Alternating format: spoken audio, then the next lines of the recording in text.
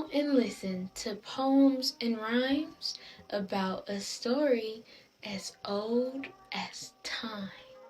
In a land far away lived the people of Israel, whose egos were big but their faith very trivial. A woman named Hannah, she prayed for her son. The Lord saw it fit, so her prayer was made done. The baby boy Samuel, dedicated by name, had one day grown older, as all do the same. But one day the Israelites felt something that's tragic. When they tried to use the Ark of the Covenant like magic, the Philistines were mean and ready to tackle, but Israel tried to use the Ark for battle. In their arrogance, they felt a defeat, while the Philistines celebrated because they felt elite. While the Ark was in capture, the Lord sent a plague, so the Philistines sent it back before everyone was dead. Now back to Samuel and why he got mad. To keep him content, it took all that he had. The people told Samuel to find them a king, to worship and praise, and those kind of things. But Samuel, unsure, consulted with God. Then after he found one, ample, mighty, but flawed. Now this man was handsome and brave and tall. This new mighty man was known as King Saul. And though he was stout, this man was a mess.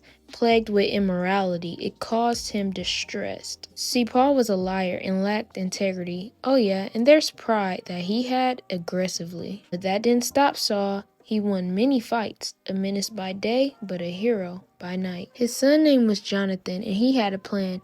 Inherently violent, he killed 29 men. And old King Saul, with all his success, his kingdom was flourishing while others digressed. Then one day, while the Lord and Samuel talked, the Lord said something that left him in shock. He said he regrets ever making Saul king. He obeyed no commandments and was utterly mean. Samuel was so very moved, so all through the night he cried and he wept from the news come to light. Early the next morning he went to find Saul to tell him of something before his great fall. When he finally found Saul, Saul seemed really happy, but not old man Samuel, for he became snappy. See, Saul was in celebration from a victory he won and thought God was pleased with what he had done. But he had it wrong and his views were twisted.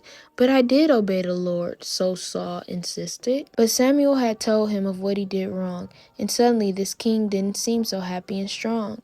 Obedience over sacrifice, submission over offering, and now the king's view was finally altering. He begged for forgiveness, but fleeting was hope. He reached for Samuel, but tore the hem of his robe.